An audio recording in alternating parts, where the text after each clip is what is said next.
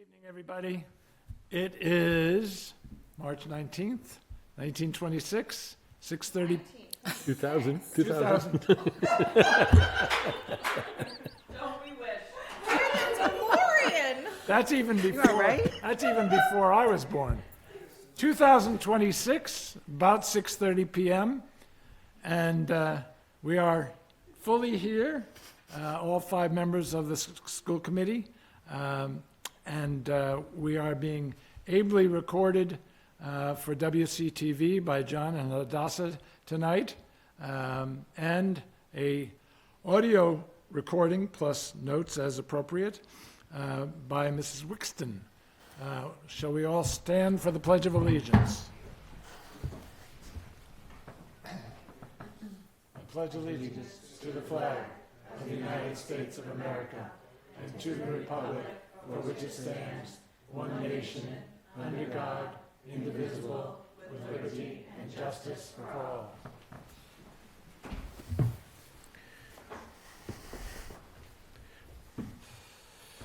Next on the agenda is public participation. We have 3 special guests for public participation tonight who will explain why they are here. But welcome. Make sure your microphones are on. I think mine's on. So I'm Savannah. I'm Sienna. I'm Adriana. And we're here talking about our Wareham High School DECA auction. Priscilla couldn't be here because she's home with a fever today. So we're bringing awareness to our auction that's happening Sunday, March 22nd. It's from 1:30 to 3:30.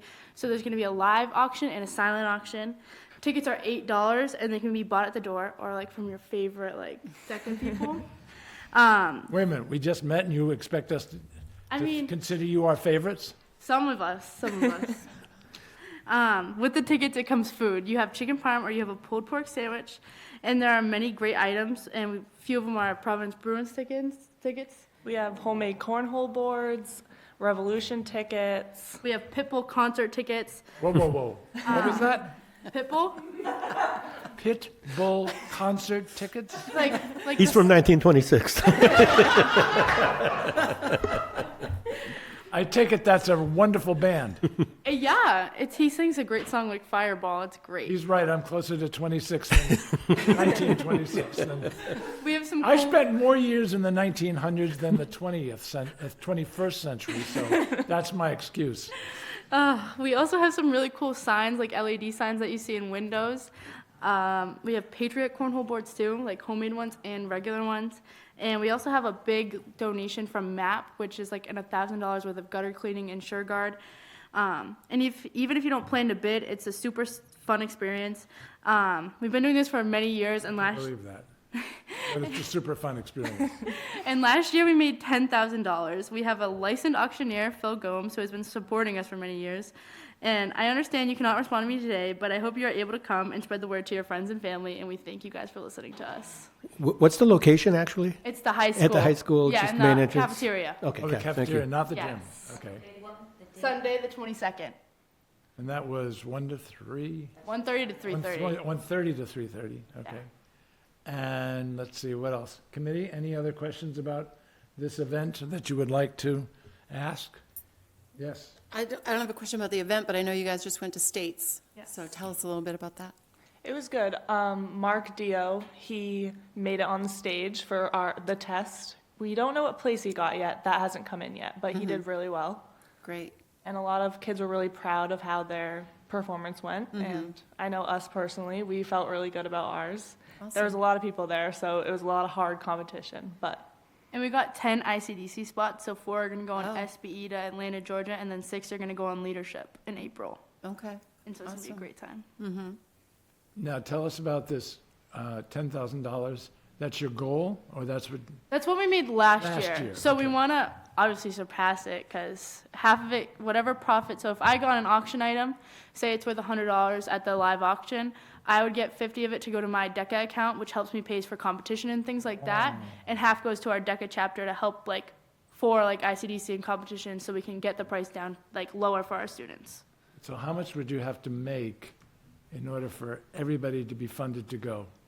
A lot of money. A lot of money. A Yeah. lot of money. Yeah. So ICDC is like $800 per student, which we don't have to pay right now. It will come out of our debt at the end of the year. We have to pay that before we graduate, so.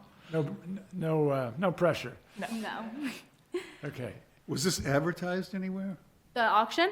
Yeah. Yeah, it's very it's very seen on Instagram and Facebook. I don't know if we have flyers around town, but Instagram and Facebook are our main ways of advertising it. What is Instagram and Facebook? I'm kidding. All right. Any other high school stuff you'd like us to know? Spring sports started this week, and they're going really well. A lot of new people coming out Trust to me, try. I know about it, and it's really cold out there. And it was cold today.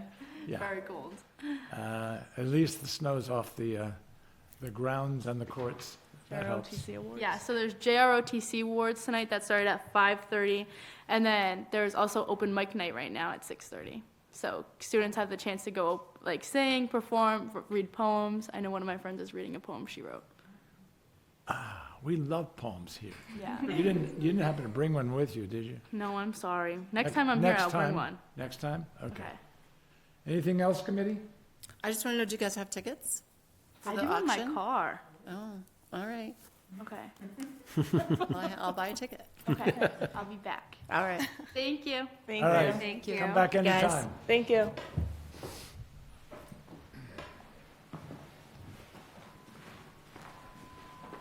All right. Anybody want to top that with some good news?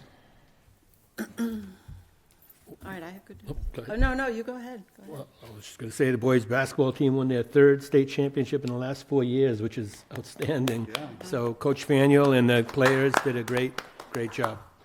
And I know we'll probably recognize them at some point.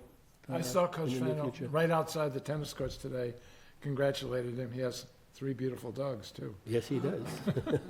And Aaron Cody got the Dave Cowan Award for the South Coast. Yes. I knew about that, too, because his girlfriend is on the tennis team.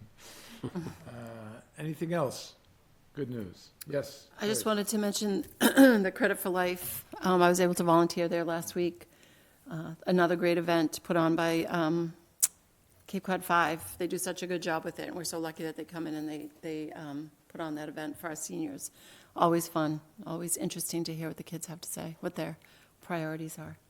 And I knew that someone would, I figured Kevin would congratulate the basketball team, but I also want to point out that we had a Wareham Elementary student, Kelsey, singing the, She was phenomenal. yeah. National anthem. Yeah, She the did a national beautiful anthem. job. She really did. And then when I didn't go to the game, the championship, but I watched it, and when I saw her there, yeah. The other Very, fans very went, exciting. I mean, Wareham fans went crazy, but so did the other fans Yeah. from Georgetown were like really Really, yeah. supportive of her. Yeah, good for her. She did Great a to really hear. great job. That's great. Yeah, Steve is creating a legacy. It's awesome. Yes, sir. So all of mine got stolen. And I got proof, I was gonna say all of those. But I also want to say congratulations to the Wareham Middle School on their Little Mermaid performance, which was really outstanding. They did a great job. Their drama department always does a really great job with all of the work that they do with the kids. I think it's great. Okay. And they're also going to have a spring concert on the 26th, next. Yes. Correct. Come on up. I'm not sure. Pulled pork. Thank you very much. Thank you. All right. Thanks for coming back up. Our student representative was ably assisted by 3 of her colleagues, so we will not be getting a separate report from Priscilla, which moves us to the student attending report.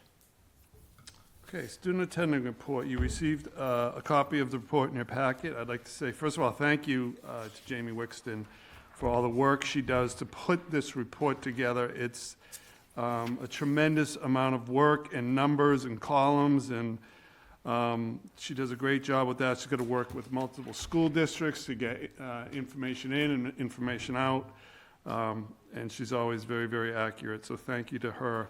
A couple of the highlights from the report, you could see that There's 2,622 school-aged K-12 students in Wareham. 1,793 of those students are in our school district, 254 school choice out, 44 school choice in. We have 231 students that go to Upper Cape Tech, 9 through 12. We have 37 out-of-district placements, which is actually 38 now, but this was from, this report was from January 1st. You know, and then it breaks all that information down into the different schools, the different towns. And so all that information is there for you. And so Jamie and I are here to answer any additional questions you may have. Anybody have any questions? Kevin? I'll just ask the elephant in the room question in terms of the numbers from Upper Cape. Are we satisfied that those are accurate? Do we produce those ourselves, or do we get those from Upper Cape? Yeah, that's what I thought. Yeah, Upper Cape gives us those numbers.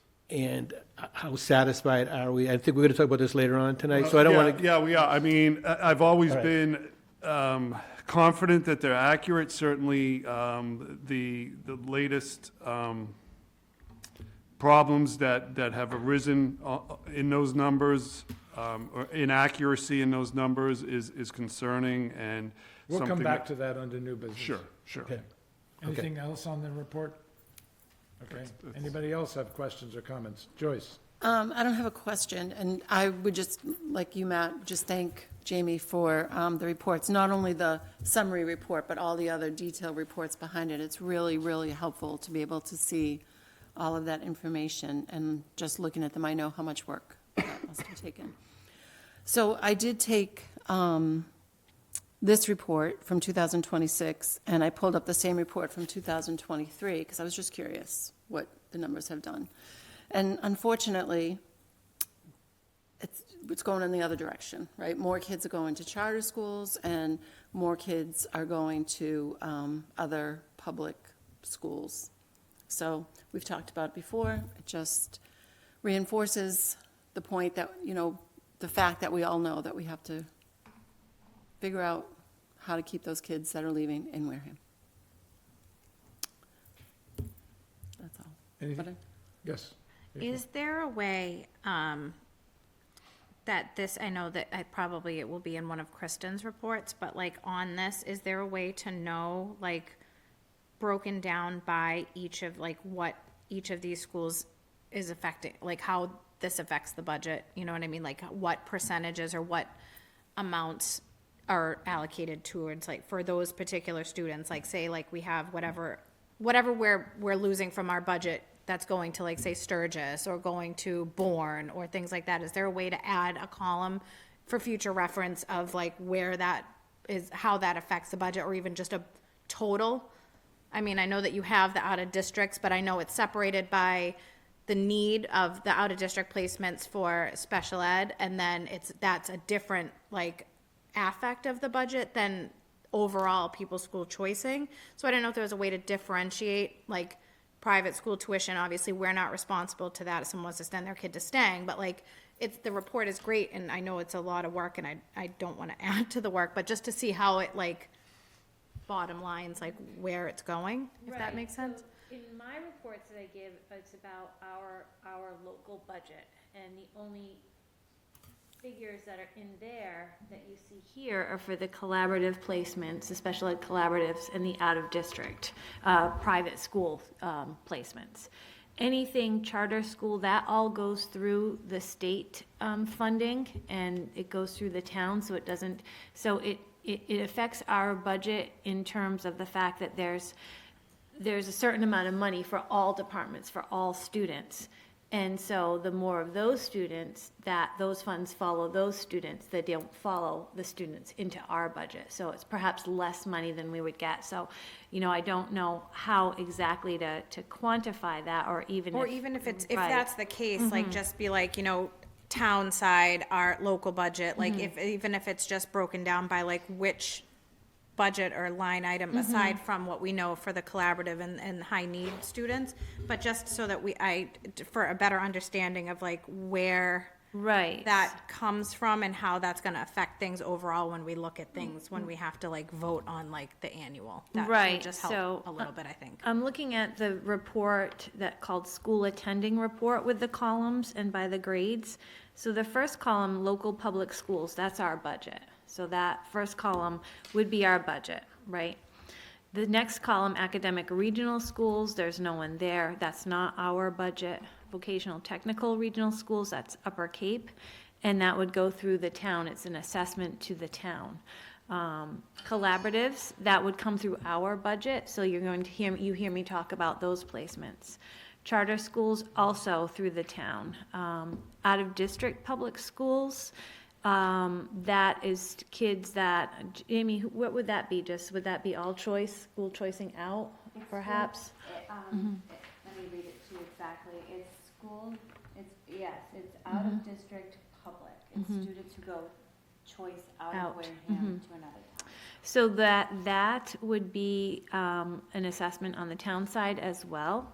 Homeschooled, I don't believe there's really, some of the resources, we provide them with some resources and some, to some extent, but I don't know that there's any funding. In-state private and parochial schools, so that would be, I believe, like you Like mentioned, self-pay, Stang yeah. or an elementary Catholic school. Out-of-state private and parochial schools, same thing, So I know that, like, for example, like looking at like Map Academy, which is technically, I think, a charter school, but it's like a specialized charter school for a particular, like, kind of population of students. So is that in that same category as like as a traditional charter, or is that would be considered more of a collaborative? So it's definitely not a collaborative in this sense of the word. Okay. I'm not sure, we don't pay any tuitions from Map Academy at the school, in the school department, so I'm really not sure. It's a charter. And I know I'm not on a microphone, but I just want to say, in the in-state private and the out-of-state private, some of those are, someone chooses to go privately, but sometimes it's also some of our out-of-district as well. So that one is a crossover. Everything else is Right. very defined, but those two, there is a bit of a crossover. But I separated them on the big, Yeah. so that you see. I think that was what it was. I was looking at like the big, because it gives like the snapshot, so I just didn't know if there was a way to also just sort of snapshot that for future, like, not, if it's adding more work, I don't want to do that, but I know that you guys put so much, both you and Kristen, into this and the budgeting side of things, so I don't want to add to it. I just, for my understanding, so I can kind of view it in one space, if it's an easy thing at some point, but that's all I have. Thank you. Can I ask one more question? Yeah. If we had a student who was in a residential placement, which column would it be in? Probably in-state private and parochial, or out-of-state private and parochial, depending. Okay. Because I'm looking for our special ed placements, I see a column for collaborative, and Jamie just cleared that up where she did say that in-state private and parochial does include the special education private tuitions. And there's quite a few private tuitions, private day tuitions, and private residential tuitions. So we do have some students who are in those? Yes. Okay. Okay, thank you. All set? So, a couple of things. One is, the cherry sheets are a great source for some of what you're asking. Sorry I don't have it in front of me on this computer, but basically, for charter schools, we get charged under the assessment part of the cherry sheets for every kid, and in this case, it's, I'm doing this from memory, but, actually, I don't have to do it from memory. Just for some, like, I'm not a cherry sheet to me is like hieroglyphics, Okay. so. Bottom line is, for every student, we get charged, and that goes to the charter school, okay? But we also get reimbursed because it's felt that the charter school movement was taking money away from the regular public schools, so there's a small amount of money on the aid side of the cherry sheets, so it's the net number. Unfortunately, the net is still very expensive. School choice, there is no aid. Right. It's just a cost, okay? And that of course, goes to the place that's actually educating the kids. But the more complicated subject is something like the collaborative. It costs us $90,000 approximately for every student at the collaborative. How much would it cost us if we tried to educate that child here with an appropriate education is anybody's guess. And the reason collaboratives exist is because it's felt that they can do it more, both qualitatively and quantitatively more effectively. We hope that's still true. 90,000 is obviously a lot of money. Right. And the same theoretically is true for residential. But every time a student comes to us, we don't add a teacher. You know, it makes the class a little bit bigger, but we don't have to add a teacher. Scott said something at the last time he was here when he was talking about class sizes. It's a whole lot easier for him to schedule 600 9 through 12 students than 400 9 through 12 students. And the result is he's trying to do that, but the result is very low class sizes. So it's a complicated thing, but in general, the more students you have, the more cost-effective you are per student. And that's the most important thing to understand. So back to the point you were making, which is when we lose significantly more students to charter schools, even homeschooling, but mostly charter schools and school choice, it has a serious financial impact on the district. But having said that, let's not forget demographics. 20 years ago, there were 3,200 kids in this school district. 20 years later, here we are, 2026-7, not 19. If we took every student that was going somewhere else and brought them back to Wareham Public Schools, we would only have 2,600 and some odd students. That's still 600 students less than we had 20 years ago. So the problem is, yes, there are alternatives for where people can go. The other problem is Wareham families are getting older and they're not having children, or if they are having children, their grandparents and their children are having the children and they don't live in Wareham anymore. Yeah. So Declining enrollment is affecting every district according to Every MASC. district. Every district. So it's both a demographic problem and also a competitive problem. How we compete to have people not want to go to a charter school and not want to go to Bourne, for example, which has 97 school choice kids. That's a critical issue, which is why when we get to how we're going to cope with the financial problem, that solution could very well be something that makes it even harder for us to compete. And that's why, in my mind at least, we should care about how these cuts are put in place, to the extent that it's a macro, big solution that we should get involved in. The micro stuff, we should not get involved. Anyway, it's a big topic. Anybody else want to talk about this student attending report? Yes, Roger? Well, I was reading some of this somewhere about that we have the authority to say we're not going to do the school choice. We are going to get to that, as a matter of fact. I believe it's on the agenda. Well, so that's That's a just us coming in. misconception. It's That's not us people- accepting Oh, okay. students, I not, we wouldn't can't even- All right. legally I wasn't stop a sure family what that from was wanting about. to leave Yeah. the district. We can't, that's against the law. We have no say. If a family wants to school choice to an accepting district, we can only make the decision if we're willing to accept students that want to come here. I see. It's a very valid question. Unfortunately, it only goes one way. Okay, moving on. School choice. There you go.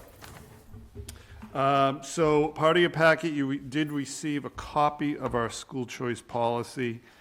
And you can see that by our policy and by law, districts are asked to vote whether or not to continue to participate in school choice. And that would mean, of course, whether or not you're going to accept school choice students.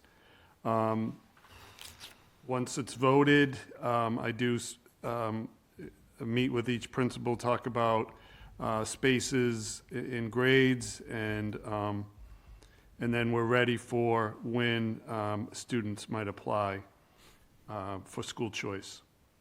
A part of that, you did also see the report of the school choice students that we do have. I think it's a total of 44 students that are in elementary, middle, the high school, and also our PASS program. So I ask that you vote tonight to continue our participation in school choice in the district, and then a little bit later, I'll be meeting with the principals to determine what grades might be open. Motion to remain a school choice positive district. Second. Discussion. Last year, at the meeting that we voted on this policy, we had the principals each present about their school. And so there was that. And we also voted individually by school, whether or not to accept school choice. So I would just ask that we do that again. And I know the principals aren't here, so that's unfortunate, because I would like to hear from them, like we did last year, about, you know, what their opinion is of school choice at their schools. And maybe it has changed, maybe it hasn't changed, I don't know. But I know that there's probably a date by which we have to vote May on this 1st. policy. There's really no urgency if you wanted to wait till the next meeting. Yes, then if there's no date, my own, just my Okay, opinion. so we is- have a motion and a second. Any other comments?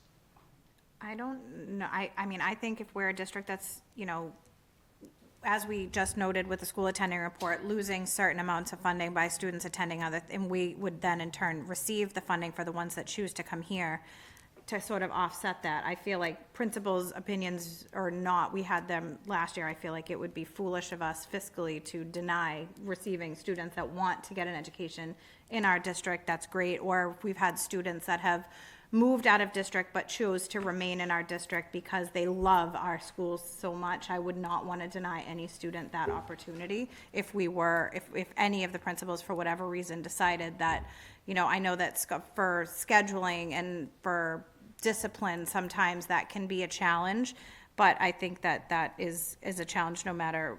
With students, you never know what you're going to get, whether they're homegrown or subbed in, and I feel that I think it's important for us to remain an option so that we can continue to give our best to, you know, all of the students. And, you know, even if those students tell their friends, like, yeah, I go to school in Wareham and it's great, and then another student wants to come in, or a student that was a Wareham student is school choiced in another district and is like, well, they're coming in from here. It's all in, you know, putting the word out of how great of a district we are. And I think if we deny that, I just don't agree with it. Yes. Just another factor in all of this is we haven't seen a final budget number, and I know that so that could have a significant effect on the students that we already have. So I think that's another piece, and so by putting off this vote, we'll have all the pieces. Well, it's already been like, if we're able to accommodate class size wise, then they can come, but if we can't, then they can't. I think that's always been the policy. Is that correct? Yeah, that's correct. That's part of when you look at each grade level, you look at class sizes and you look at student needs. No, I know, I understand that. I just think that there's a lot of information maybe that we don't have yet that would be important to this decision. To Joyce's comments, when we vote, we're not, even if we tried, the law requires us to vote on behalf of Wareham Public Schools, not on behalf of each individual school. Is that correct? You can vote on what schools you will participate in school choice. Can, Yes, you okay. can. So what's interesting, last year when we did this, Scott was not in favor of it. And the reason he wasn't in favor of it is because he believes that some very difficult children to educate end up coming to Wareham under school choice. And it's also true that while the overall special education number for the district is 29, 30%, something like that, the high school is 4 or 5% higher than the average. And so that tends to validate some of Scott's concerns unless there are other factors that will make the high school higher in a sped population than the other schools. Do you have any thoughts about that? I do. I mean, we have, I mean, we've all seen that in the high school, the enrollment numbers drop, and students are going other places. And I think we're having more special ed students stay.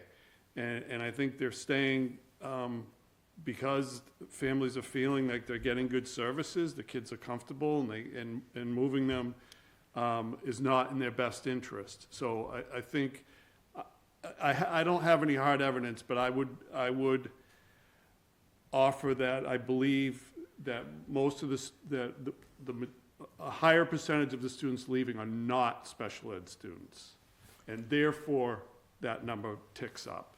What percentage of the students for which Dr. Chandler is responsible come to us as a result of the school choice program? Past numbers I were think on it's a that 15. school Want to choice. say 11? Is that right? My sense is, and correct me if I'm wrong, that if we voted 11. not to allow, Yeah, 11. that would be a significant impact on a program that is, A, successful in getting kids high school diplomas, and B, a resource that doesn't exist in most other districts in the South Coast. So I think we need to be careful, or at least very specific, in how we vote on this issue. Absolutely. And I think the pass is, if I'm remembering correctly, the only part of our program that we actually make money off of, correct? We They're break like even anyway. self-sustaining. Right. So it doesn't really cost us. That's correct. Yes, I believe that's correct. Okay, so I've got a motion and a second, but I've also got a request to amend the motion and to withdraw, I'll say withdraw the motion, to wait until the principals can be here to talk.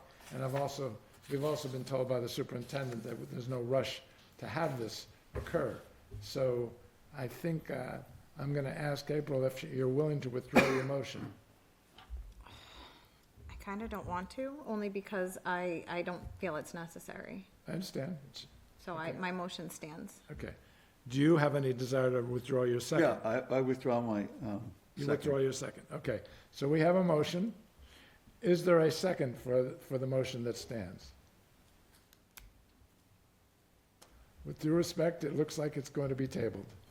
That's fine. Okay. But you'll certainly have the opportunity to speak your mind as you usually do when it comes up. Absolutely. Thank you. Okay. All right. Moving on. The Director of Finance. Yes, thank you. If you don't mind, I'm going to take the grants report first because we have Tracy Cote and Bethany Chandler here. They are two of our three grants managers. They manage two-thirds of, well, probably more than two-thirds of the grants, but of the three buckets of grants we have the two of them here. So in your packet, I did submit a few reports. They're very similar to what I've submitted in the past few years, just updated. There's one that has words, that's just a description of all of the grants that we received this year, that we've been approved for.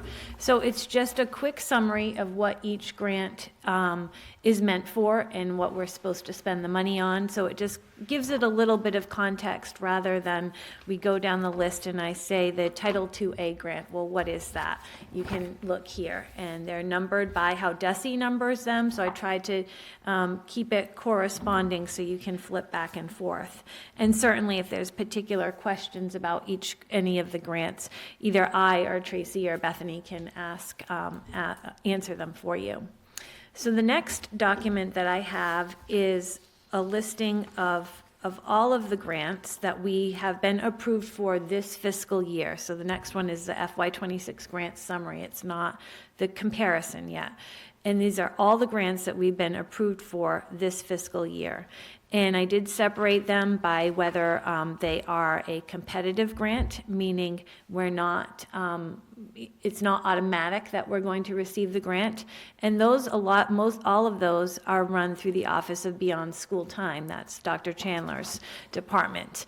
And so she is writing grants as they come up, and they support a variety of programs in beyond school time. So you can see whether it's competitive or entitlement means you're going to get the grant, you're not competing with others, but you still have to go through an extensive grant application. But DESE will tell you at the start, this is what you're getting for the entitlement grants. So you also have whether it's a federal or a state grant, and what the approved budget is for each grant for this fiscal year. The next column is whether it offsets the LEA budget or not. So we've talked about that a lot during our budget presentations, and that's important because you're going to see how these grants help with the budget, and also if these grants are cut, how they can hurt.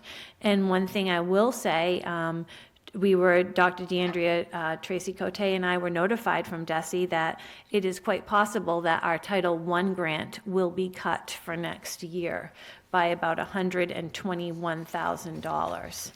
And the reason, so that is hurtful. That's hurtful to us.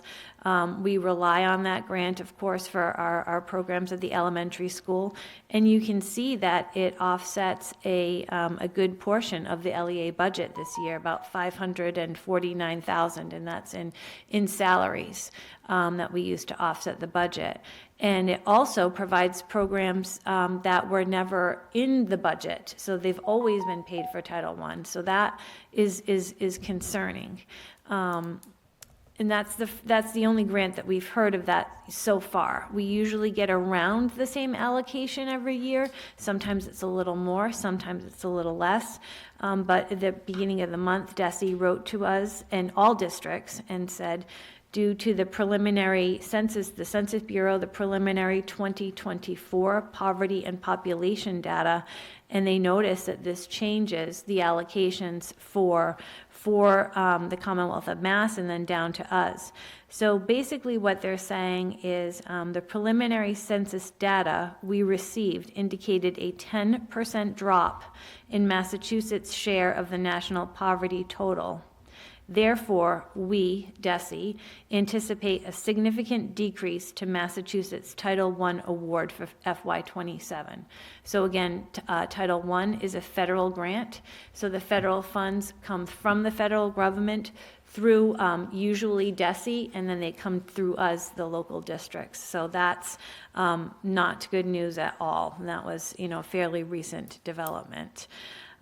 So that's Just to be clear, yet another challenge for our budget. this is $100,000+ cut for FY27, Correct. so that's literally coming right off the offsets. Well, the good news about that is we were hoping to carry over from our Title I grant. You can spend it across 2 years. And because we've had some staff changes and some salary changes in the salaries that we charge to Title I, we've been able to have some salary savings. So we had hoped that we were going to be able to use that Title I carry forward to offset the budget, to offset the deficit that we have. So unfortunately, it's not digging us in. Fortunately, it's not digging us into a bigger hole, but we had hoped that it was going to help us climb out a little bit. So that's, I guess I'm hoping, stay tuned for that. But this is what we've been, communicated from DESE, so that certainly is not Kristen, good. could I just ask then, so that's not a reflection on our numbers or our poverty level in Wareham changing? It's just that the state is getting less money from the federal government, and then we're getting a cut? Right, and some of it Mostly- is, there's a big spreadsheet of all the districts, and there's different categories, and some districts are not affected, but some districts are. A quick glance for the districts that I looked at very quickly, the district I live in Acushnet, is getting cut, and New Bedford is also, where my husband is the business manager, also getting a significant cut as well. Really? Is there any kind of an appeals process you can do? Actually, the letter does say that there is some way to appeal. I don't know if it's each district. This is, just recent information, so I don't think we've looked at it that closely, but I do remember saying, okay, while we have already made this formal inquiry as a state, so DESE, or the Commonwealth of Mass, has made the inquiry, it is possible that some districts will want to make their own inquiry. Should your district believe there is a discrepancy in the preliminary census data figures, and it goes on to say where it is in the columns, you may contact the federal government's Small Area Income and Poverty Estimates branch of the Census Bureau. So there is, there, and it's a, not even an 800 number, it's a 301 phone number to call. Wait a minute, did you say 301? 301, correct. That's not even, that's down near Washington DC. Sure, right, right. So we have to pay to call there too, right? So we'll stay tuned for that. You know, that's certainly not good news, unfortunately. So also on that report, though, I kind of digressed. What I did is I looked at I put down the approved budget for each grant so you can see how the grant is spent. And this is pretty consistent in the grants that are filtered through DESE. And we also have a few grants filtered through early education and care in the Commonwealth of Mass. Those are some of the state grants. And they've tried to mimic DESE's, which is helpful because it used to be different, so it made it more difficult for reporting. But they've tried to mimic it. So their major categories are professional salaries. That would be administrators, teachers, nurses, you know, anyone in the Unit A contract, related services. Clerical salaries, your admin assistants. Other salaries are going to be paras, bus drivers, custodians, subs. Contracted services are services that we contract out for, so it could be for a related service if you needed a contracted service occupational therapist. It could be you see some funds in the CPPI grant. There's different programs that we're running through there. In the Playful Learning Grant, it was some DESE-approved and suggested vendors who provide professional development to our staff and guidance with that. Supplies is, you know, classroom supplies. It could be, it's usually general classroom supplies. Other could be anything such as professional development expenses of a staff person to attend a conference, contract services when the conference comes to you. Other would be PD when you go to the conference, any reimbursable expenses for that.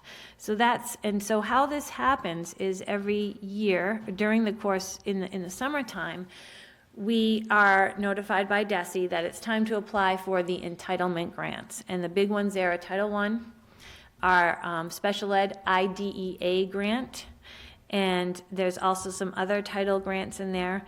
And DESE says, okay, school districts, this is your allocation. So they'll tell us how much we're getting. And we, as a district, have to fill out this ever increasingly complex application with so much information to provide. And part of it is a narrative where the grants writers will say, here's how we're spending the money. They may have to explain some data, use some data for student data, things like that. And then they'll write the budget and how much and how they're going to spend the money. So that goes through a process. It's looked over at the grant writer level, at the fiscal level, and at the superintendent's level. And then it finally gets approved by DESE. And so it's a big process. It's time consuming, I know, for our grant writers. And so that's how that works. Then during the course of the year, you either have a year to spend, you have a duration, and it's typically a year, but some of them, like the title grants, and you have a year and you have almost 2 years to spend, or 2 years. So it makes it a little like unwieldy, because right now we are closing out 2 years ago's grant filing reports. We're still spending last year's, and we're spending this year's. So, and it's all reporting differently to DESE. So it is a little unwieldy in that regard. So that's a snapshot of the grants that we have and how they're being spent and how we are having them work for us with the LEA budget. What I also included was just a summary of the grants that we received last year versus this year. So you can see if we received a grant last year, if we received it this year, did it change, plus or minus? And the difference, so the difference between the total grants we received last year versus this year is we received $70,000 less this year. And most of that is due to the fall off of the Student Opportunity Act Evidence-Based Practice Grant, that was $178,000, and also the Targeted Assistance Grant for $50,000. So that, we lost those two grants. There's also a special ed IEP grant that we didn't get this year, but that grant comes around every year with different focuses, it seems. So I think that may be coming through this year, or we might be in process of applying for it, but that's, but right now we don't have it. One of the biggest changes was in the past few years, we have received the CPPI Planning and Implementation Grant, and that's through Bethany's office, Dr. Chandler's office. And that is targeted toward preschool and working with preschools in our area, in our own preschool. And so we've received, and that's quite a bit of money from the state for that over the past few years. So without that injection of the CPPI grant, that 70,000 less would be a lot more. And we received a playful learning grant. So those are our newer, bigger ones that we've received in the past 2 years or so that we're managing. So you can see, all told, the total grants not, I know I did put circuit breaker on there, and I'll talk about that because it's not a grant, but it's a lot of money that I like to talk about and let you all know how we're doing with that. But the total grants not including circuit breaker for FY26 is $2,920,441. And then, again, like I said, you can see how we spend it and whether or not we're using it toward the budget or not. Some grants we can't use toward the budget. Some grants, the bulk, all of Dr. Chandler's Beyond School Time, all of her programs sit outside the budget, so you're not going to see those offsetting the budget. And grants, they cannot supplant what you're paying for locally, so you have to be careful of that. You have to, it can't be something, you can't have something that you've already been paying for through your budget. Oh, I'm going to switch it to the grant now, because that may be considered as supplanting. So they want you to supplement. So it's challenging. It's a lot of hard work and effort by our grant writers.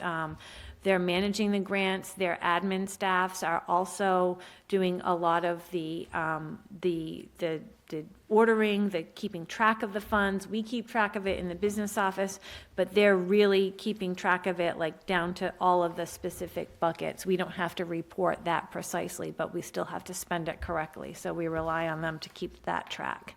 The last thing I'll say before any questions is a little bit about circuit breaker. I have included that the past few years. On my Word document, I gave a little explanation of circuit breaker. So just briefly, the state reimburses us for costly special education expenses every year. It's through a claim process in June or July.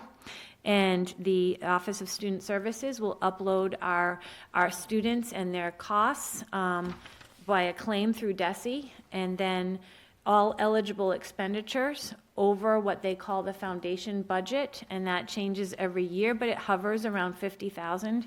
So if you had $100,000 in expenses for a student, DESE would reimburse you for that second 50. We're responsible for the first 50. DESE is going to reimburse you anything over the foundation at a designated percent. So it's usually around 70 to 75%.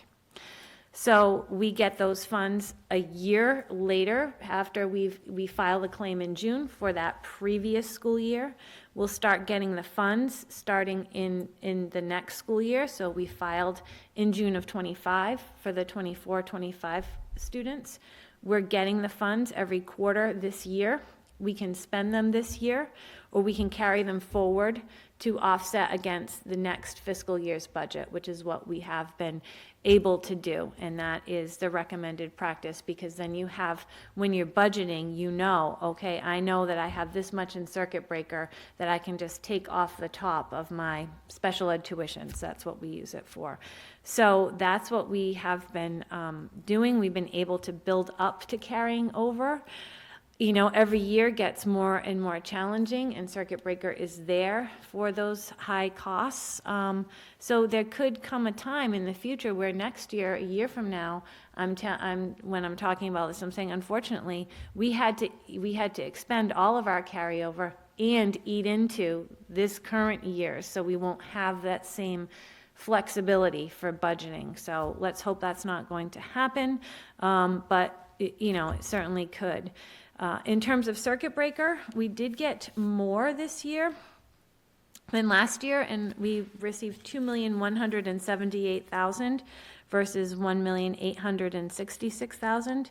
And part of that was in the summertime in July, the state gave a supplemental circuit breaker payment to districts, which I hadn't ever seen before.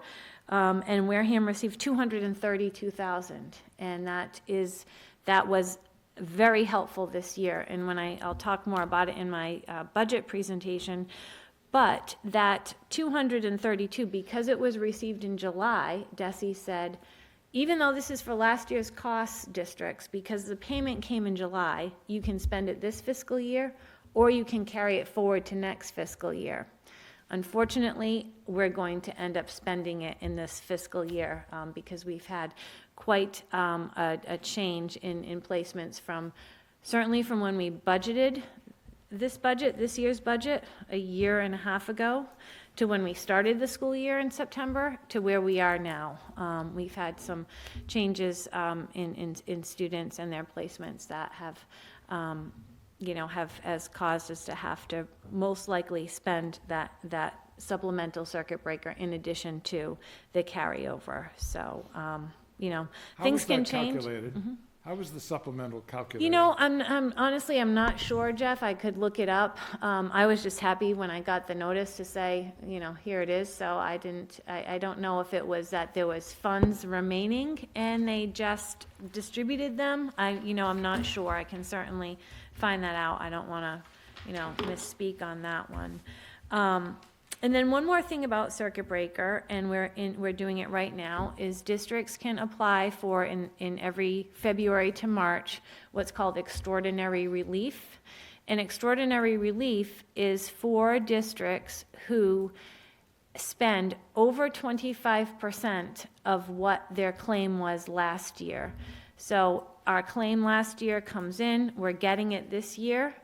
And districts have the opportunity to file a claim to DESE right now to say, we think our costs have increased so much this year compared to last year, over 25%, that DESE will reimburse districts for over 25%. So whatever our claim was last year, if now the Office of Student Services is doing that claim right now, if it comes up to more than 25%, and we have a feeling that that we may qualify. We've filed it every year that I've been here, I think, and we have not qualified. But we've had some significant placements, as I'm going to discuss. So that could have kicked it up over the 25%. And so the thinking in that, DESE says, well, because you have those costs this year, and you've had more costs, we're going to reimburse you more money, but you have to spend it this year. So there's no carryover for extraordinary relief because in their minds, we've had such significant increase that we must have to spend it this year, and they require you to spend it this year. So that's going to help us. I hope we do get it, that will help us because then maybe we will be able to prepay special ed tuitions, which is also allowed in municipal finance, to prepay a special ed tuition. So that'll help our budget deficit next year. So there's a lot of things, pieces that still need to come together for the budget, that we've got some things like extraordinary relief that we're waiting on, which will then inform how much we can prepay.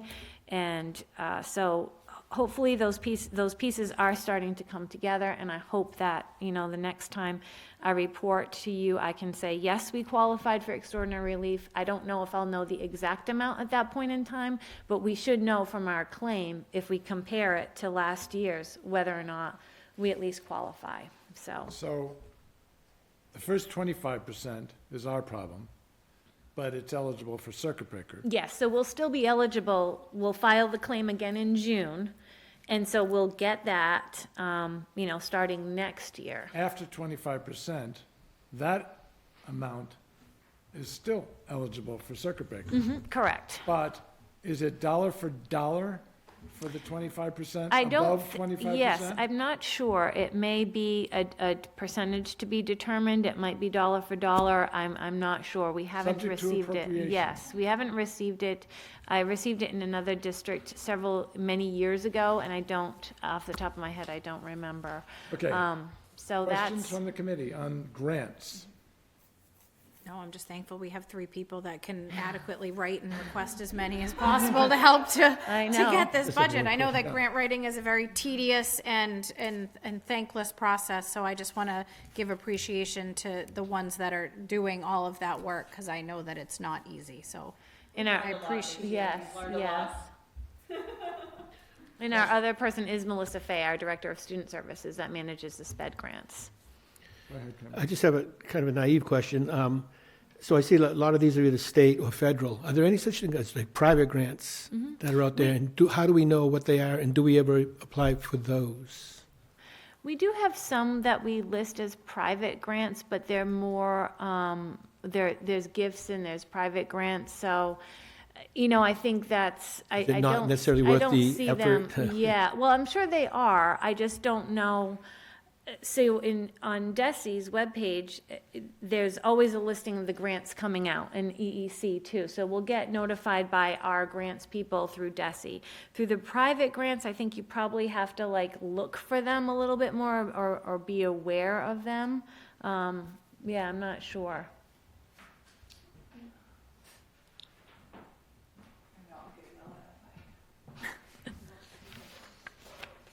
There are a lot of private grants, but it's very particular. So, for instance, the middle school, when we had the STEAM Academy, we received a ton of private grants that we applied for, we received. It's very specific. It's very detailed in what it is. The high school had a grant that they wanted to apply for that was private. I'm like, I'd certainly help apply for this. But then there's managing the grant. So now we all need to pay for managing the grant. As part of the grant, you need to provide all this PD. So I'm like, okay, as long as we're willing to send all these teachers for this PD. So there's always ties to it. So we need to be very careful in what we're applying for and why we're applying, and how much is it going to benefit us. So those are the types of things that we're looking for when we have private grants. So they can be beneficial if we can find ones that tie into programs that are already existing, that we also can manage without costing the district money. So some of them might be, that we do have are the Cape Cod 5 grants that they Yes. provide to teachers for specific things for their classroom. We have some through Special Olympics for Unified Champion Schools. The middle school and the high school, I believe, received some funds over the years for that. We have one from the Plymouth County Teachers Federal Credit Union, and that one in particular, I believe, supports some of the DECA programming. Cape Cod 5 is the teachers would apply for it, I think, and they Yes, get they it for do. specific items that they want, and those are about $500. Some other ones we have that, just looking at some of the other ones that we might have had. And there's It's large most- company, like Verizon sometimes offers grants, but again, it's related to specific programs. Right, and so you don't want to necessarily just apply for grants willy-nilly and then you're trapped by the grant. Oh, and then we're trapped by these, and we were in that trap many years ago, and it just becomes like, is this something we really want to do, or is this something that ties into something that that can benefit us, Right. so. Okay, thanks for the distinction. Thank you. So the FY '26 summary document, which has the offsets LEA. You go down to the bottom, the third column, and I'm not concerned about circuit breaker or beyond school time numbers. I'm focused on that third column from the left, $589,173.57. That number strikes me as an area of vulnerability because it's such a high percentage of it is spent on people. Right, that entire one is salaries. That entire 589,000 is. Well, there's some others, professional very small salaries. number. But the bottom line is, and I guess I was really made aware of this, one of our wonderful graduates from Wareham Public Schools, who's been highly educated now, and had just recently got laid off and is coming home because she was in a grant something funded by a grant. And I suspect she's a canary in the coal mine, this is happening all over the place. And my question is, do the people who are working to fulfill the mission of those grants know how vulnerable they are if those grants get cut or disappear, because they're essentially grant funded?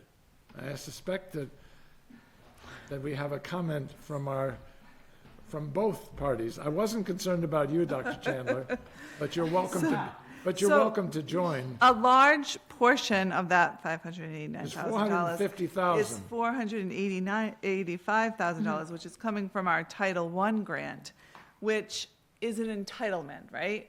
But as we've seen, the federal government reduced that by 10%. So we knew, when I looked at the grant this year at the beginning of the summer, I said, well, this is reduced from last year. And then I found out, well, Mrs. Flynn told me all of these funds are already taken up by salaries. I go, okay. So, but we fund a lot of the elementary school, which is our Title I school curriculum, through Title I. Whoops.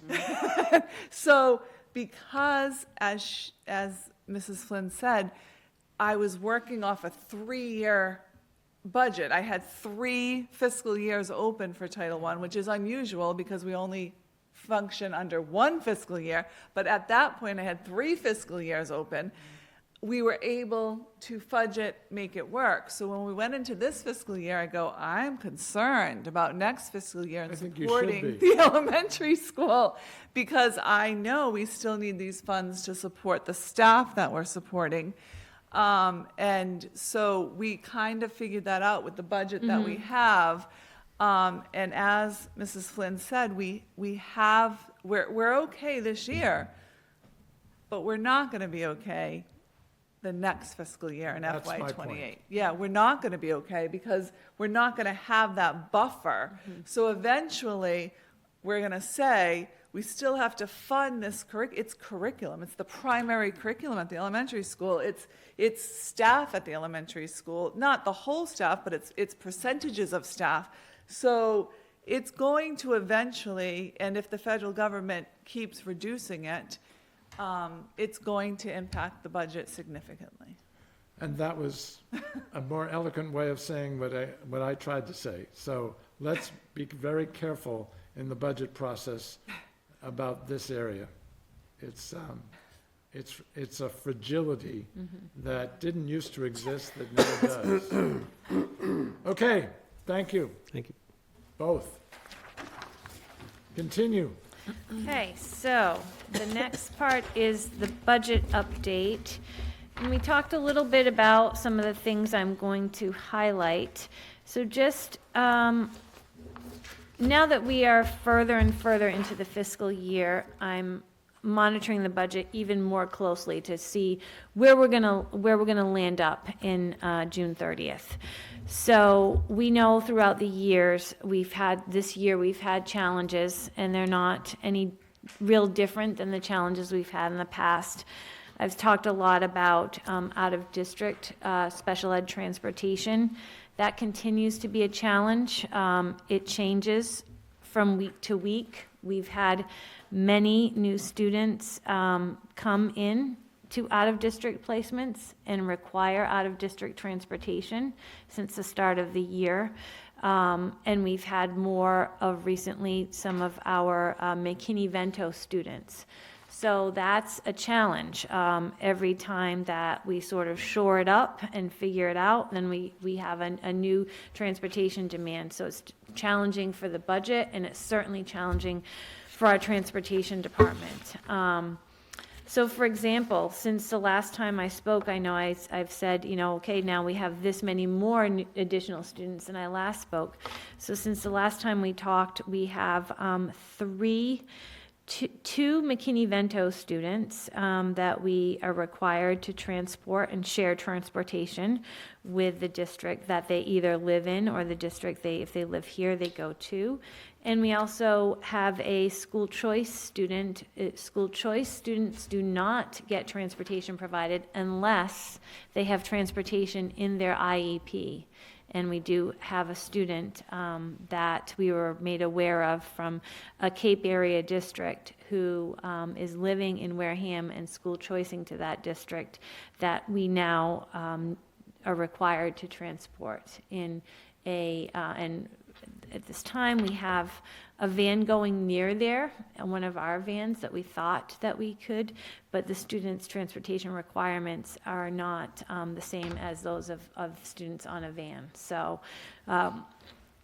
Marie Ferreira is working on this, and I know she's doing her best to try to combine it to get us to transport these students, but it is challenging. So that's one of our challenges for this year. It continues to be. We'll definitely be having a budget transfer into out-of-district special ed and probably regular ed transportation, out-of-district regular ed for Foster and McKinney-Vento students.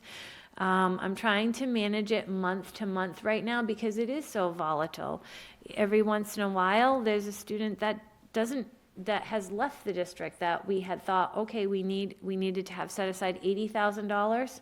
Now the student is gone, so we don't need the $80,000. So rather than constantly doing a budget transfer and having come and go, what I'm doing is some of these, I know that we have a deficit, but I'm managing it month to month by trying to make sure we have enough to pay that month's bills, and then hoping, which is not a good strategy, but that we can balance it with some students that are not requiring transportation. It is just so changing. It seems like recently, almost every week there's an update, and so we're definitely watching that very closely. So just to be clear, a school choice student who has an IEP, the cost of educating that student is the responsibility of the school district where that child is going, not Wareham. Well, if it's a Wareham resident, the town of Wareham, has to pay. We get charged on the cherry sheet. Exactly. Okay. But while that student is at that school, their resources are educating that student. We get charged right? on the cherry sheet, but we don't get charged, we get charged a generic number. We don't get correct. charged for the special education that student requires. We do. There's a special ed increment for school choice based on their needs. So Never heard school choice that before. students are 5,000, but if you looked at our rosters, there are students who are significantly more costly than 5,000, and it's because of their special education grid, the school choice special education increment. So when I'm looking at the cherry sheets, I'm seeing a number that varies from from regular student to sped student, and I just see one net number. Right, and maybe you wondered, why isn't this divisible by 5,000? And that's why.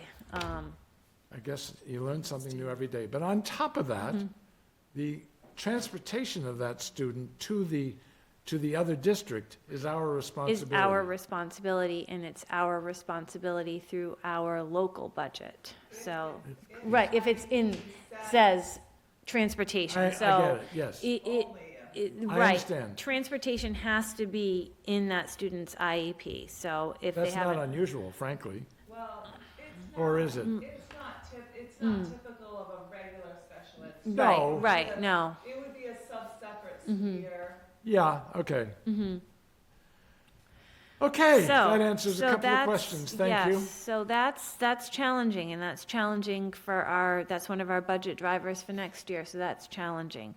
Some areas of funds But that, that's included in circuit breaker. yes, so you can, and that's new, over the past few years, you can and you should include the transportation costs, so we do that. Even though it's not your student. The school choice one, that's that what I'm might be a getting different, okay, that might be a different, I believe though, that I'm gonna have to check with our out-of-district Please do coordinator check. that files the 'cause that would claim, but be- I think it's either filed through the school choice data collection or the circuit breaker data collection, but there's some manner of reporting that to DESI. So that I'm not Might be worth checking. 100% sure, right. I know that, when it comes time for the circuit breaker claim in June, I keep track of all of the students that we transport on vendor transportation, throughout the year, coming and going.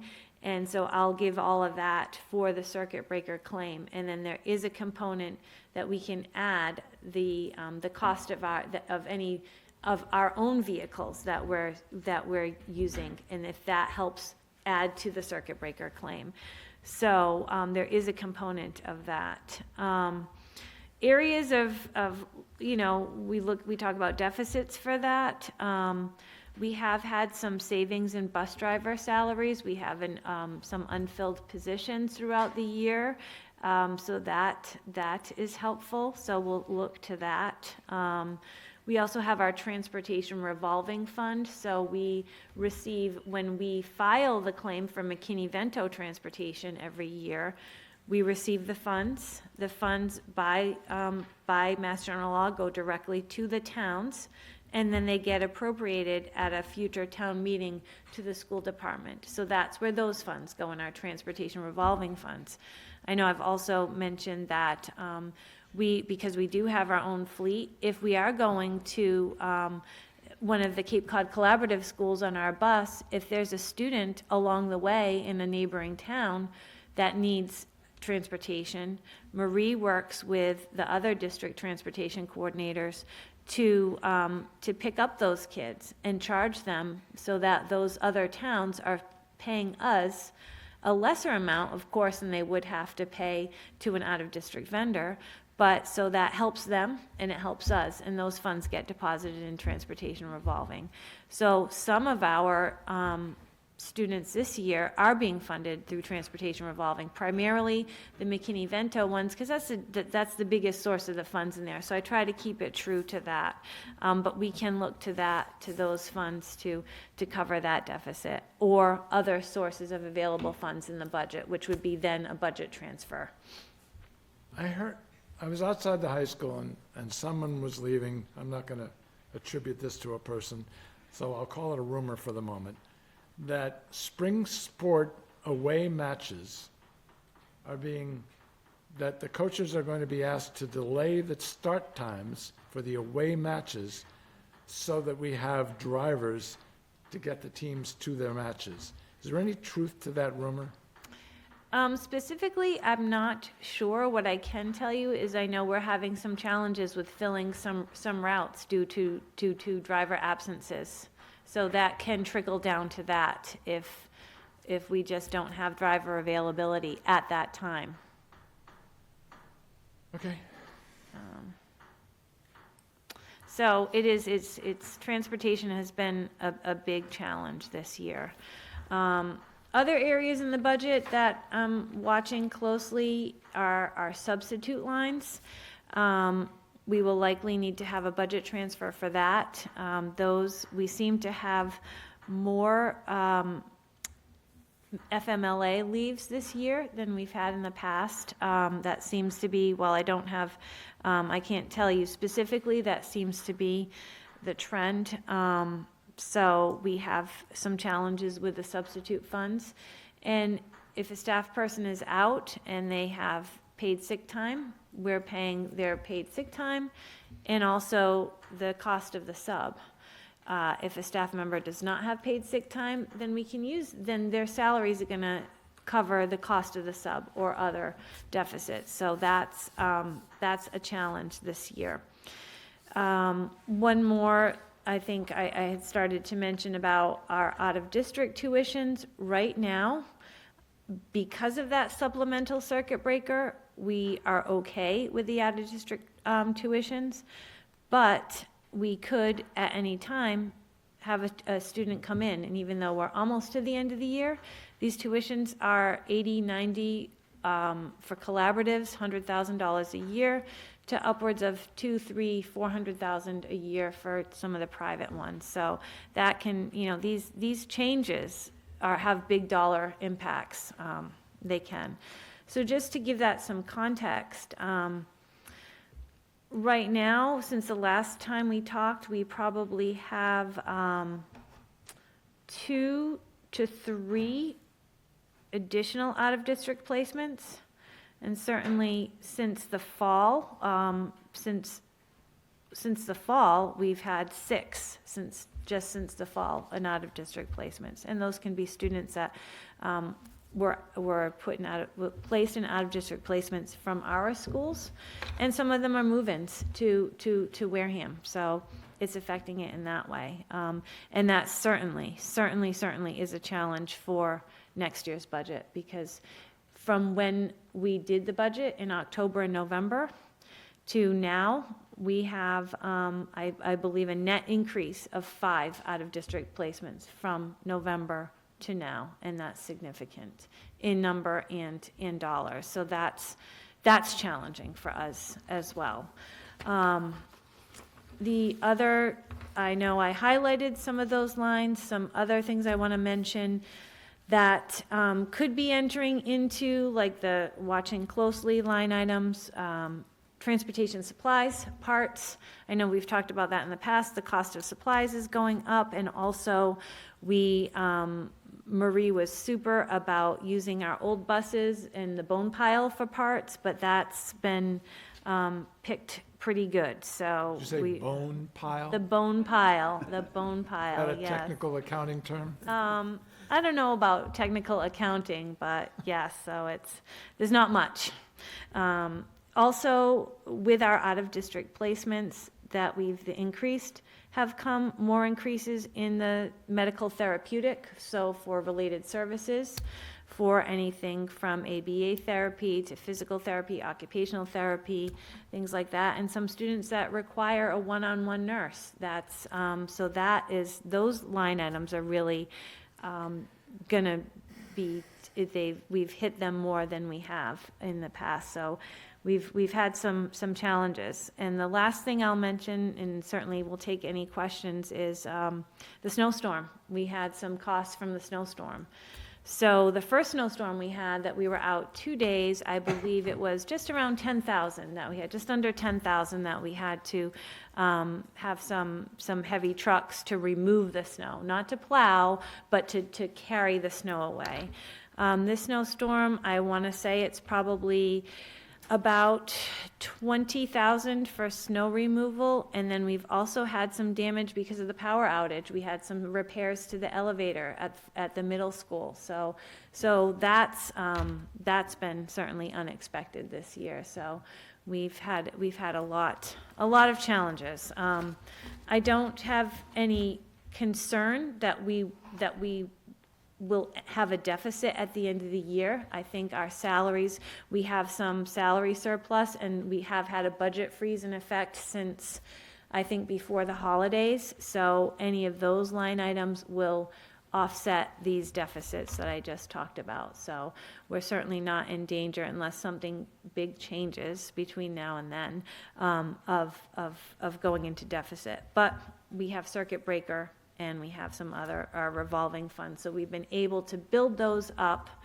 to help us going into more challenging times. And I think, I don't know, as Tracy said, it's not this year, it might not be next year, but we're certainly depleting our reserves faster than we'd like. Questions? I had questions, but she answered them all. So I guess Thank you, you could Kristen. put me under not good news. Number 3 is good news, and then Mrs. Flynn is not good news. Oh, I wouldn't say that. Thank you very much. Thank you. Superintendent? Okay, so you have a copy of the superintendent's report, and I ask first that you approve the bill and payroll warrants. So moved. Second? Any discussion? All those in favor? Aye. Aye. Opposed? Abstain? Abstain. 401. Thank you, and I have a couple of gifts. The first one was on the superintendent's report, $500 from Onset Village Market to our DECA program for the purpose of supporting the purchase of new merchandise for students to sell at the DECA school store. Do you want me to do both of them, Mr. Chair? Sure. Together? The second one is a donation of an AED machine, which was donated by Plymouth County DA Tim Cruz. Those are very expensive machines, and so that's a really helpful donation. And they also trained 26 staff members at the high school on how to use the machine. What is that? Is it replacing an AED? Defibrillator? Oh, I thought he said ADD. I'm like an adding machine? Like, I was very confused as to what you're talking about. I don't know if it's replacing or being, Because I'm just sure we adding have to- one over there. Yeah, we do. This is just an updated and new machine. Is it supplementing or supplanting? Supplement. Yeah, I think it's supplementing. It's Okay. private, so hopefully we don't have to worry about that, right? But there's always rules. Right. Right. So, both of them very helpful and generous and appreciated. Yes, so I have a motion to approve. Yes. Second. Second from Roger. Any discussion? All those in favor? Aye. Aye. Opposed? Abstain? 500. Thank you, Mr. Chairman. And the district calendar update, I asked to table at this time. I think most of us are aware that this is far more complicated than we would like to be. We hope to get this resolved over the next maybe even 24 hours, but we'll shoot for that and keep you informed. Yes, sir. Okay. April, policy review, please. Yes, so we had our last policy review committee meeting, and before I get into them, I just want to thank all of those, staff members and community members and parents who participated in reviewing all the policies that were due this year, and I want to give extra thanks to Jamie Wixton for all of her hard work in keeping me sane and all of her dedication to making sure that I did everything I needed to do, so I couldn't do it without her. So the first one in your packet was just a word change, a couple of just kind of removing some words and just replacing to make it a little bit more mendable. Brevity is good. Yep, so if the recognition of school personnel, so if the changes are, they're striking out the word certificate and supplementing the word award. So if there are no other questions to that, I would entertain a motion to accept this. So moved? Second. Second, any discussion? All those in favor? Aye. Opposed, abstained, 500. Okay, thank you. The next is the expense reimbursements policy, and this was discussed and presented by the superintendent and I believe the business manager. Had reviewed it prior to the superintendent joining our meeting, and there were no recommended changes to this policy. Motion to approve. Can I ask a question about it? Yes. So this is clearly the policy to reimburse for expenses, but is there a policy or procedure in place for approving, say, a trip to a conference? that they would be getting reimbursed to? There is, okay. Yes. So is there like a rule that says if it's over 200 miles, overnight stay is authorized, if it's 200 is high, but, you know, are there guidelines like that? Or is it more I've never subjective? seen guidelines that specifically say a mileage. Do they say anything like that? I mean, I haven't seen one that says that. okay, Usually if it's like over an hour drive and it's a 2-day, that I would approve for to be to stay overnight. okay. So it comes to you for approval before they incur the expense? Okay, okay. Motion to approve? So moved. Second. Discussion, all those in favor? Aye. Opposed, abstain, 500. Okay, and the last one is the discriminatory harassment of Title IX policy.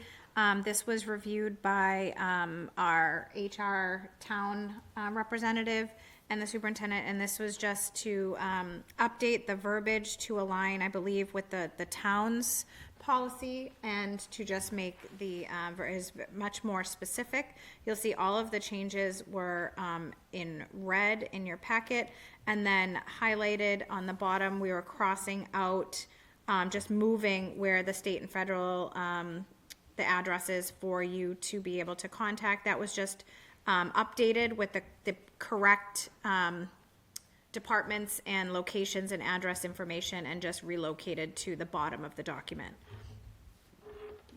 So if there are any, and are not any other questions, again, this was to align with the rest of the town and to just make sure that the verbiage was as clear as humanly possible. I would accept a motion to accept this policy and the changes therein. Motion to approve? Do I have a second? Second? Second? Any discussion? All those in favor? Aye. Aye. Opposed, abstain, 500. And that's it for policy review. Thank you, April. And thank you for doing a great job during the year. Thank you.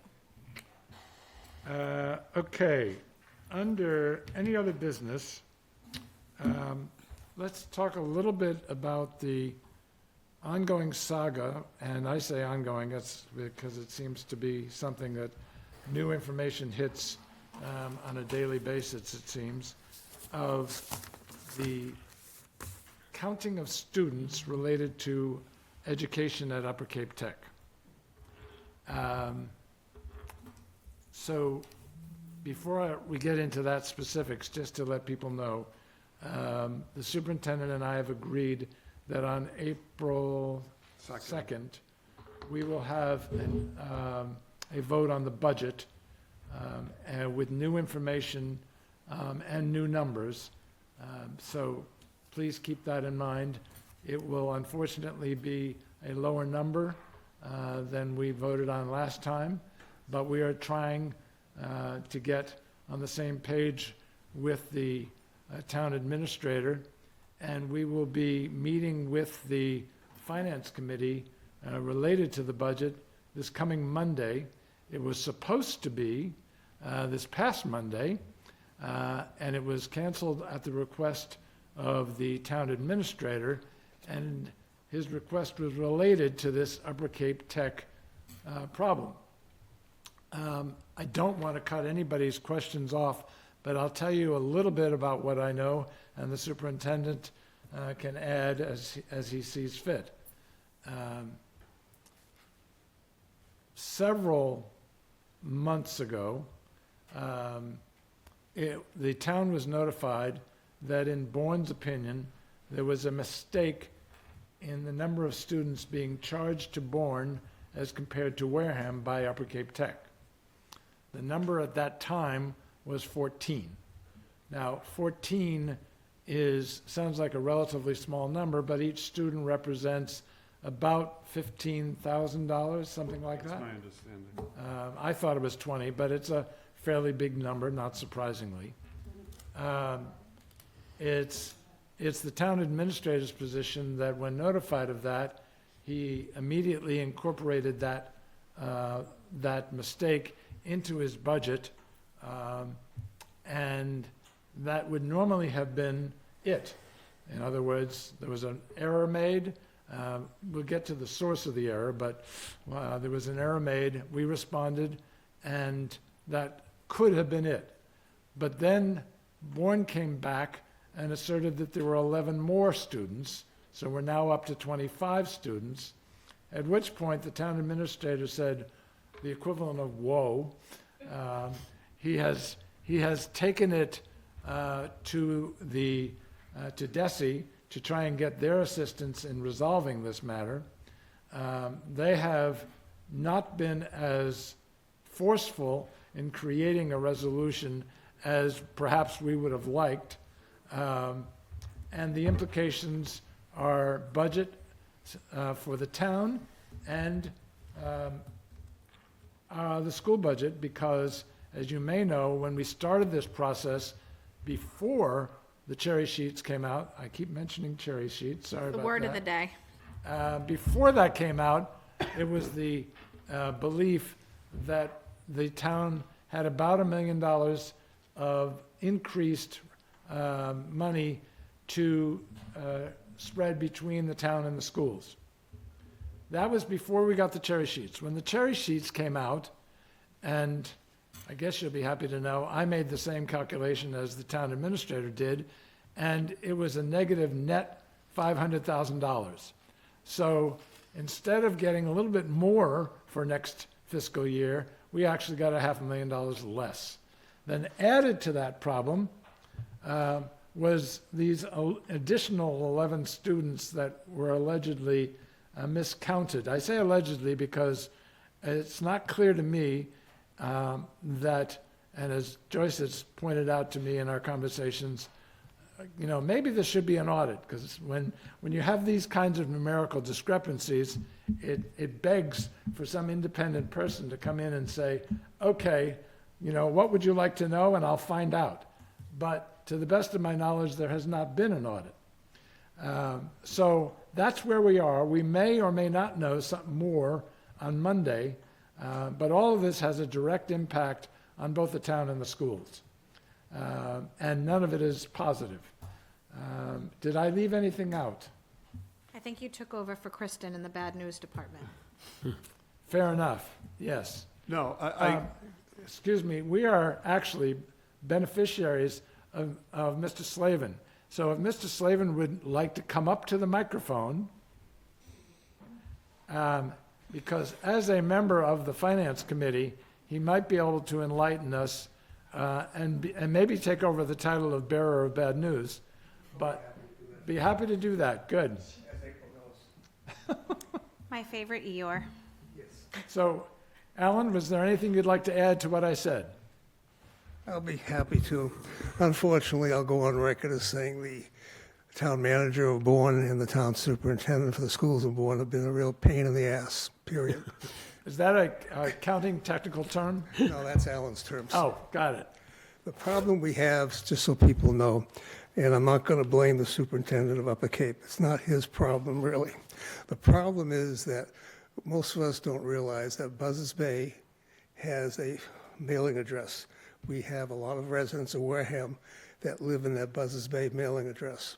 So when you go ahead and try and figure out what's what, they take a look and they say, well, it's Buzzards Bay, that's Bourne. They get charged. They found out 14 and then 11 more. And that's the reason what's happened here. So I don't want anybody to sit there and say Upper Cape made the error. The error was strictly by zip code and miscalculating what Buzzards Bay actually meant. My friend Paul Gerard, who lives on, I think, Bridge Street down almost by the bridge there, has a Buzzards Bay mailing address. He's a Wareham resident. My parents lived in 02532 as So well. this is why, it's just so you understand how it's happened. But shouldn't you know that my from the same understanding town? from Mr. Sullivan was going to have a meeting with DESE, and I don't think it went very well at all. That's my understanding. Well, I can say that didn't go well. Oh, it didn't go well. Okay. So unfortunately, if it goes the way it's going to be a problem. I'm not going to give you a quote of how much under budget we are as it is right now. We are short quite a bit of money, as you all know, most of the towns in Southeast Mass. We have Middleborough trying to do a 2.5 override because of their problem. Lakeville, same thing. Carver may end up losing 30 teachers with their shortfall, which is a huge amount compared to us. And it's all over the state this way. Unfortunately, our state government doesn't seem to think that education is important enough to fund properly, and it hasn't for years. As a sidebar, they don't think fixing our roads is important enough to fund that. So we're dealing with a very difficult situation. And the problem is it all comes back to all of us here as if it's our fault. And, and there is no way, in my opinion, Wareham will ever pass a 2.5 override. A debt exclusion has to be like for a school building or a police station, et cetera. It can never be for salaries. So when you're doing your budgets, if you're using grants, whatever else to pay for salaries, that's a very risky thing, because that grant could be there today and tomorrow could be gone. And that's been a problem all along. And unfortunately, you reap I won't say the benefits, but you reap the unfortunate non-rewards of these type of things. So I know the meeting on Monday is going to be very difficult with the Finance Committee. I'm just giving you a heads up, because our job is to protect the town's finances and do what's right. And right now, it's not very good. So I basically am much worse than you, Kristen. And I'm sorry, I wish I could fix it, but I can't. We all do. Thank you for your time, Alan. Thank you for allowing me to speak. Thank you, Alan. The only other thing I would add, and actually I'll wait to add what I was going to say and defer to Joyce. Go ahead. I just have a couple of questions. So when you say that Bourne discovered that there were 11 more students, does that mean that Bourne has access to a roster of students? And does Wareham have access to that same roster of students? And, Alan says, oh, we don't want to blame anyone. Well, they didn't just change zip codes. Those zip codes have been in place for as long as I can remember. So, and I make mistakes, everyone makes mistakes, someone made a mistake. So, and it doesn't make any sense to blame someone now when we have to deal with the problem, but the truth is someone made a mistake, like I said. Clearly, that's true. They didn't just, so I guess that's does anyone know the answer to that question? Do we have a list of students? Do we know, was this the first year that this has happened? I'm sure it wasn't. Has this been going on for quite a while? This has been going on. We do have a list of the addresses that were In question? in question. Yeah, I mean, I'm not questioning that. I did have a meeting with the Department of Education, with the superintendent of Upper Cape, with the superintendent of Bourne. I tried to drill down on who made this mistake. Mm-hmm. So they told me that there's attached to a student is a town code. So even if a student goes to school on school choice to Bourne, but lives in Wareham, attached to that student is a town code of what town that student lives in. They said that whoever entered that town code entered the wrong town code. This is what I was told. I just want to make this clear. This is what I was told. So if I'm saying things that are incorrect, it's just what I was told, that the town code was wrong. I asked who entered the town code, and I couldn't get an answer. Who entered the town code? Because that certainly would be the party that made the mistake. So there's a lot of unanswered questions in this, and I don't feel that this should fall onto Wareham to try to absorb this. I think that there are other parties that deserve some of the responsibility and should bear some of the responsibility.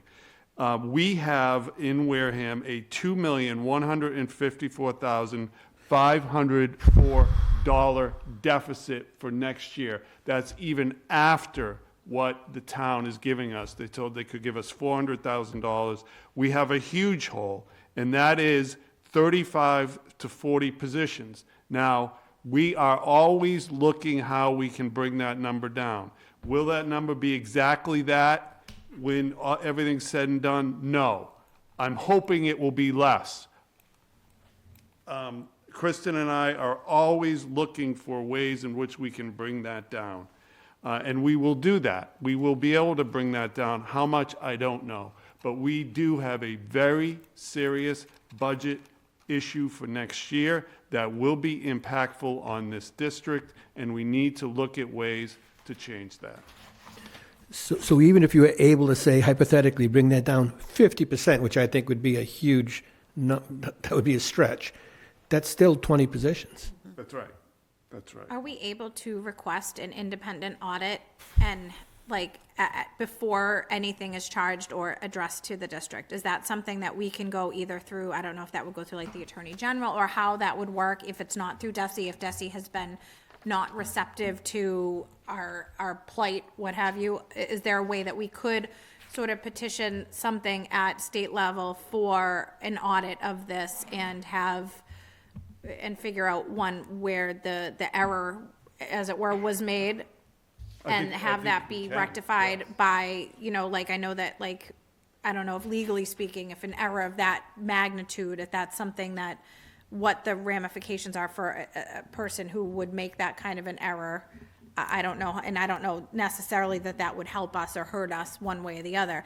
I do know, like, working in Onset and having several clients in that area where they have, an Onset, live in Onset, have a Buzzards Bay mailing address, pay taxes to Wareham, their Onset Fire and Water District. So it is a very muddled region, and I think, it stems from, I would say, the United States Postal Service. So I don't know if that's even something that could be auditable, if that's something we could go to as a federal level, is petition the post office and be like, well, you guys say that this is whatever, and DESI made their town code for this.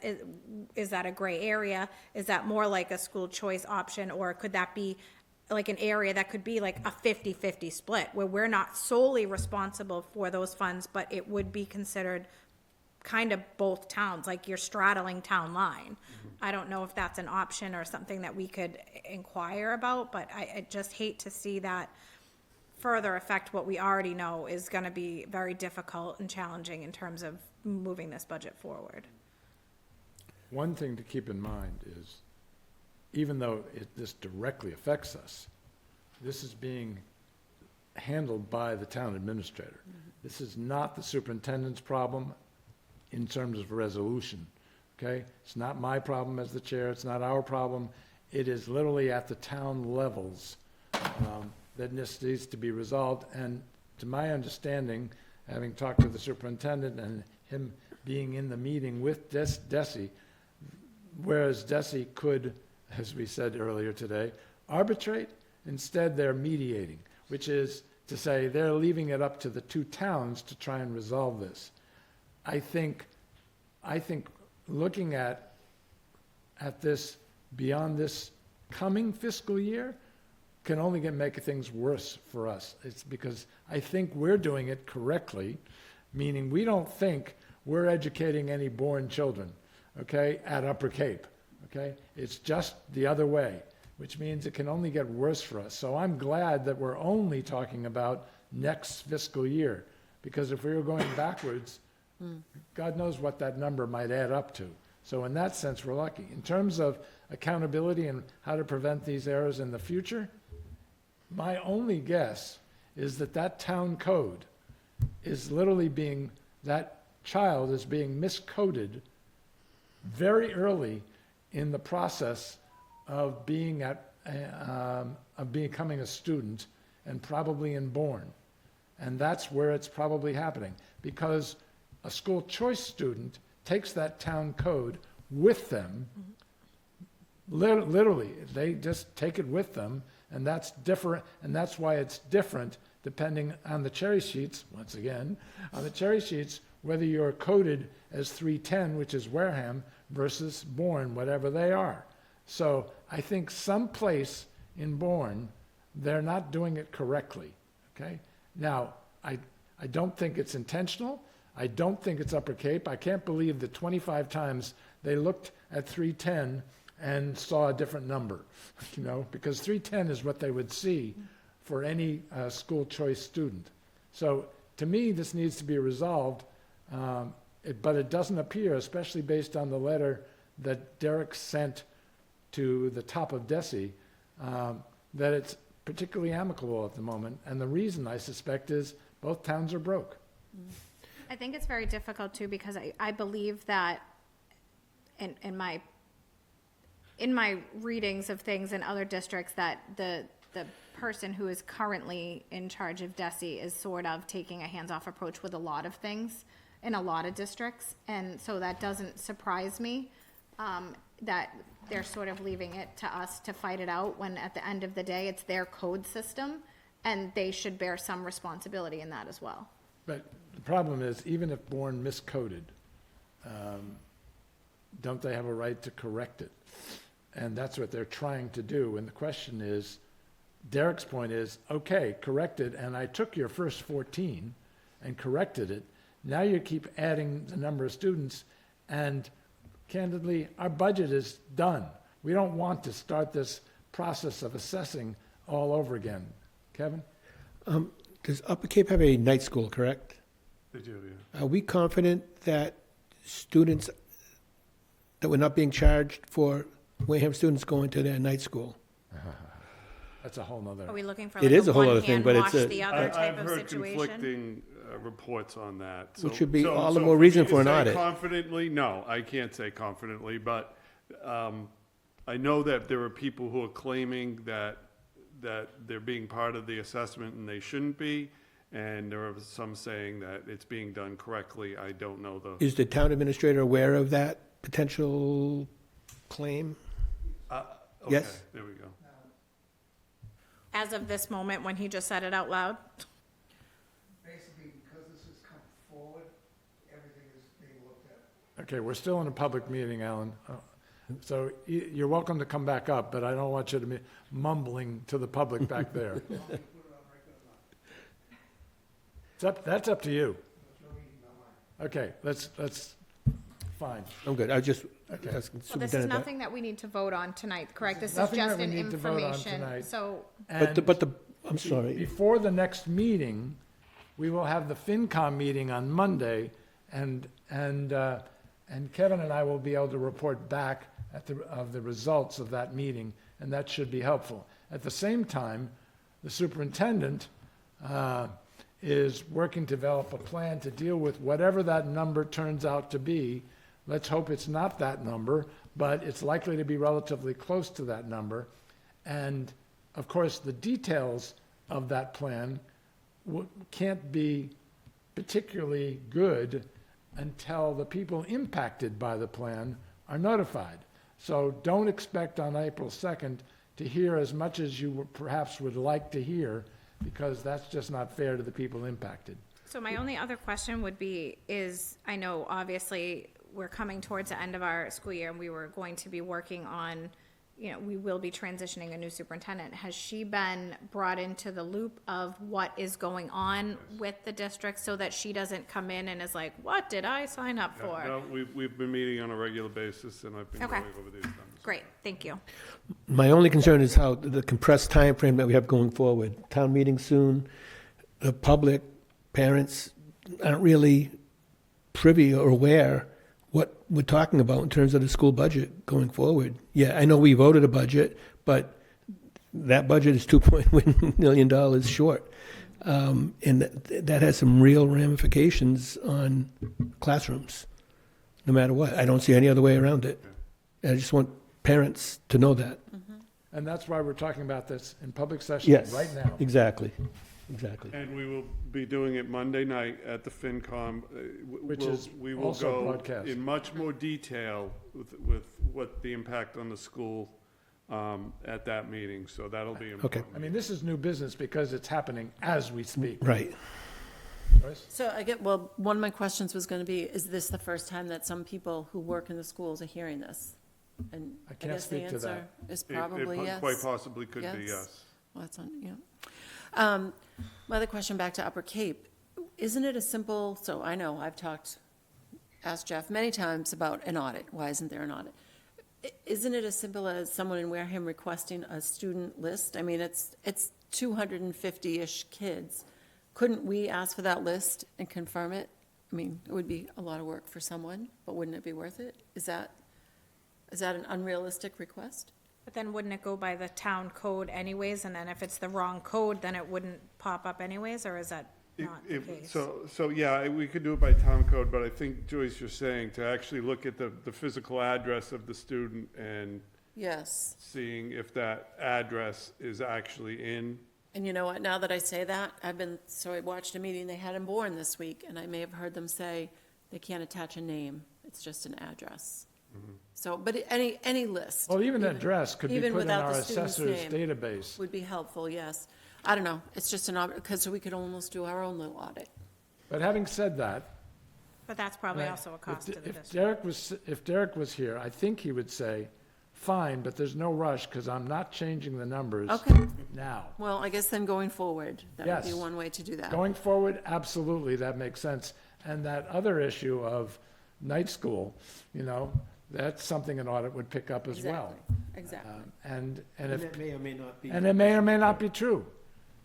Absolutely. There's also an issue of faculty students, which apparently is a small one, but nevertheless, an audit would pick that up. Every student, right. Yes. And so back to what Kevin was saying, so now we're gonna be at our April 2nd, is that our next meeting? It is. So all of this information is gonna be new to us, this change, this 2 something million dollar change.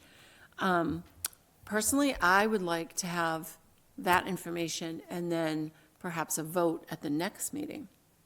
I don't know, is that even possible? I'd have to look at the calendar and what our meetings are, but that's a lot, I think that's a lot to ask. Speaking for myself, that's a lot to ask for me to take in all that information and then vote on a new budget in the same night. So the short answer to that is, if anybody wants to make a motion that we not vote on it, then, because they're uncomfortable doing so, and the majority of this committee feels that way, we will delay it 2 weeks. Okay. Will time Yes. allow for that? Yeah, well, so that, the second meeting in April is April 16th, Which is still before town which meeting. is still before town meeting. So, yes, it does hit that timeline. I don't know if there's anything else that would require it to be prior to that. But it still falls before town meeting, so I think that's, Well, The and fin- I just, I don't know where the FinCom is on that, whether they're looking for a specific number from us that we've voted on. I don't know where Derek is, even the printing of the warrant. I mean, it starts to get a little tight, as you say. We're really compressed, but I don't think it's our fault that it's compressed. It just is what it is no this one's year. fault, but, and the timing is that if this budget, if a reduced budget had been proposed back in December, there would have been many more people at that public hearing asking questions, right? But- And so, But until the cherry Maybe. sheets came out, I understand that, I do. I mean, that was Derek's opinion too. This is the number until the cherry sheets come out, and then it was like, oh, wow, this Well, is it's that way bad. every year, right? No, Or one, there's not always a discrepancy, a change. and one year we It's- got a bonanza. Right, we got more. It could go either way. Yeah, So okay, it is what it is. okay, You good? I'm good. Okay. Is there a way that we could get the Attorney General of Massachusetts involved in this, or does that not come under? we certainly can reach out. I don't know how much help they would give us. We could ask. I mean, Desi is involved, so. And also something to Sort do of. with the post office and changing those zip codes to reflect Wareham, so that this won't happen ever again. Fair enough, but I wish I could say, Good luck changing I the think post office. this is a Pandora's box, and it's only gonna be bad for Wareham. Oh, that said, if there's no other business, I say we end on that note, and I'll make a motion to adjourn. Who's the official bad news carrier to this? Not me! All right, we have a motion and a second. Are we good to adjourn? Aye. Aye. Thank you very much. Thanks, Alan.